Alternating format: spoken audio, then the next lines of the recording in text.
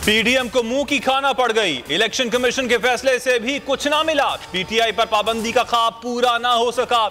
Election commission ने ममनुआ funding का फैसला सुना दिया। फैसले में कहा गया है कि तहरीक इंसाफ ने 34 गैर मुल्कियों, 351 कारोबारी इदारों और कंपनी से ममनुआ फंडिंग हासिल की। 13 बैंक अकाउंट्स पोशीदा रखे जो आइन की खिलाफ वर्जी है।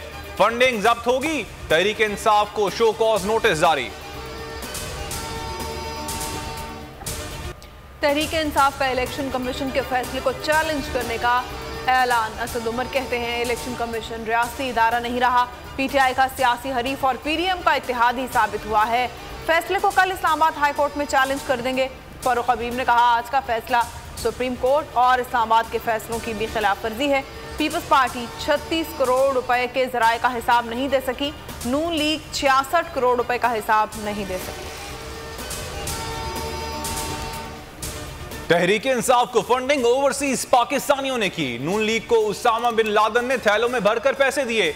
अगले मरहले में हम बताएंगे कि 16 अकाउंट्स कानूनी हैं। फवाद चौधरी का रद्द अमल। शेख रशीद ने कहा कौम इमरान खान के खिलाफ कोई भी फैसला सुनने को तैयार नहीं।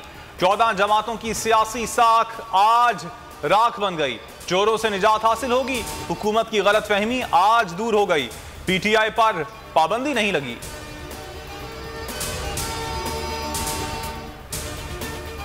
इलेक्शन कमीशन के फैसले में बहुत सी गलतियां हैं। इलेक्शन कमीशन का नोटिस अदालत में चैलेंज किया जा सकता है। पीटीआई रहनुमा बाबर अवान की बोल न्यूज से गुफ्तगू। कहा बयान हल्फी और सर्टिफिकेट में फर्क होता है।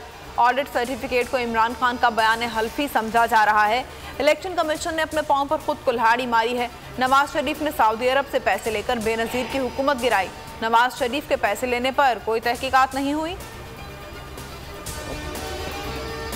इलेक्शन कमीशन फैसले के बाद पीडीएम वाले बौखलाहट का शिकार। एक दिन में 7 प्रेस कॉन्फ्रेंसेस।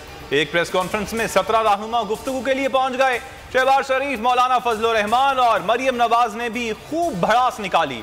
लीगी रहनुमाओं ने कहा हुकूमत पीटीआई और इमरान खान पर पाबंदी लगाने का तय करेगी। इमरान खान पर ताहयात पाबंदी होनी चाहिए। सुप्रीम कोर्ट का फुल कोर्ट बेंच समाअत करे। बिल्ली थैले से बाहर आ गई। विफाकी हुकूमत ने इलेक्शन कमीशन के फैसले पर एक्शन शुरू कर दिया। केस में मुलविस अफराद के नाम ईसीएल में डालने का फैसला। तहरीक इंसाफ के रहनुमाओं के नाम भी शामिल किए जाएंगे। उधर वज़ीर-ए-आज़म हाउस में इत्तेहादी जमातों की बैठक। शहबाज शरीफ, फजलुर रहमान, बिलावल भुट्टो और मरियम नवाज शरीफ। बलूचिस्तान में पाक फौज के लापता हेलीकॉप्टर का मलबा विंदर गोठ लसबेला के करीब से मिल गया। आईएसपीआर के मुताबिक core commander 12 core lieutenant general Sarfaraz Ali समेत 6 अफसरान शहीद हुए। इब्तदाई तहकीकात के मुताबिक हादसा खराब मौसम के बायस पेश आया। सियासी और अस्करी क़यादत, बोल न्यूज़ और पूरी कौम का शहदा को खिराज अकीदत।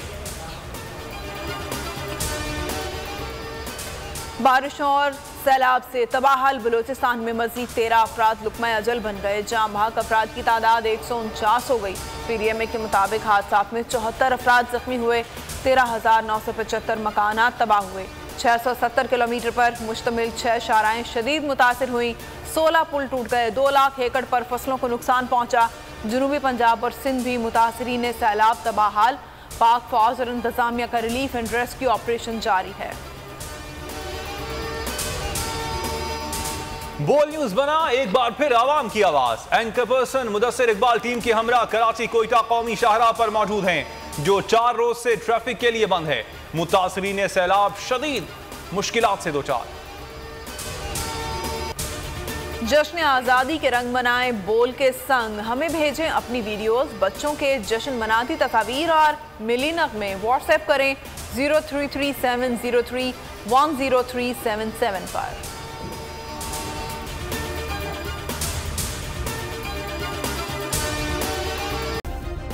सब्सक्राइब करें और बेल दबाएं ताकि कोई खबर रह न जाए।